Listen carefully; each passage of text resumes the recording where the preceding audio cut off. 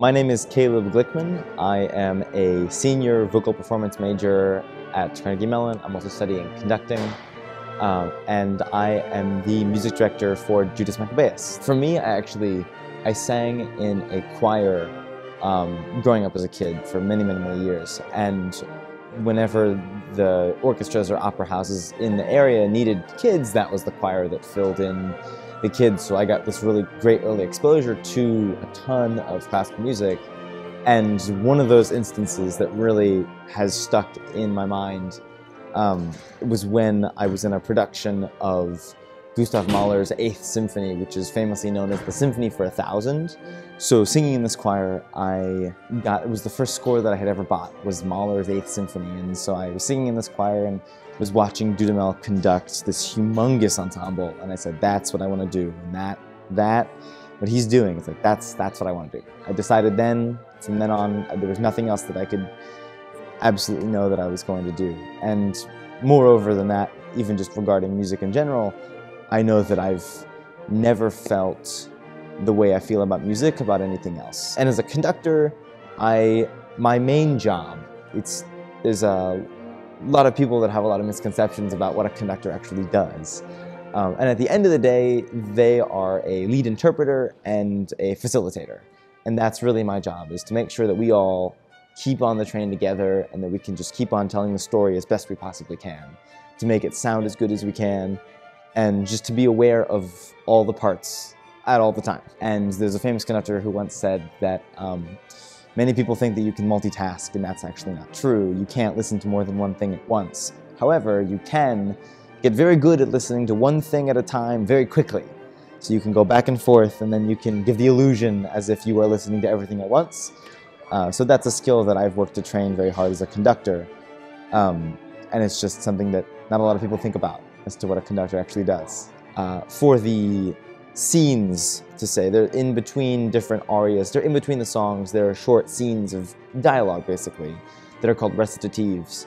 And those are usually accompanied with just one cello and then a harpsichord, and I'll be playing a keyboard setting harpsichord, so we can have a nice cohesive storytelling without any pauses, and we can move the story as quickly and cohesively as we can. And the other amazing thing about Judas Maccabeus specifically is that it has this really fascinating performance history regarding, of all places, Nazi Germany. What happened in the 1930s was when the Nazi Party took power in Germany, they started to institute these cultural purges, basically, as some of us who studied World War II know, and many people should know about, that in addition to all of the atrocities they were committing in regards to the Holocaust, they were also purging musicians, artists, authors, anyone who was either critical of the government or Jewish in descent, and all these people that they were just trying to completely rid of culture. They got to this piece and they didn't know what to do with themselves, because it's this story of Jewish rebellion and victory and liberation from their oppressors. And yet, it's by George Frederick Handel. They're one of the 3 greatest German composers that the Nazis had ever known. And they just couldn't reconcile the fact that one of these great German, really truly German composers of theirs had written this piece that was just completely against their entire ideology. So they couldn't just erase Handel, because that would be so blasphemous. They would be getting rid of their German culture. They actually went through the trouble of retranslating the entire piece into a more neutral, vague German that's more about military victory for the people and not for the Jewish people. It never really stuck, but it just goes to show that they cared so much, and they were always so amazed by the music itself of the piece that they couldn't bring it to themselves to get rid of it. And it's all the more satisfying in our current modern day and age to be able to perform this piece with the original text that was written by Handel about this Jewish story. I always love a chance to stick it to the Nazis, even from today.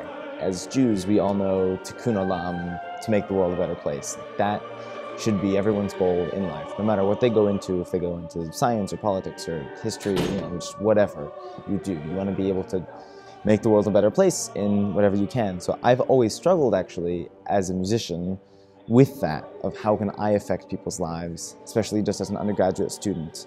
But I centered around this piece specifically to sort of treat as a senior project, something I can do in the community before I leave the city next year, but especially now in the wake of the tragedy at Tree of Life. I think that it really is the perfect piece to do to celebrate this holiday that we all know about, and it just gives us the chance to talk about how proud we are to be Jewish. And yeah, there's really nothing else. Music for me it's the one way in which I know I can affect some change in the world, because there's nothing else that I care so passionately about, and that I know that I can definitely give back to the world because I can dedicate my life to music, and there's just nothing else for me that I feel so confidently about.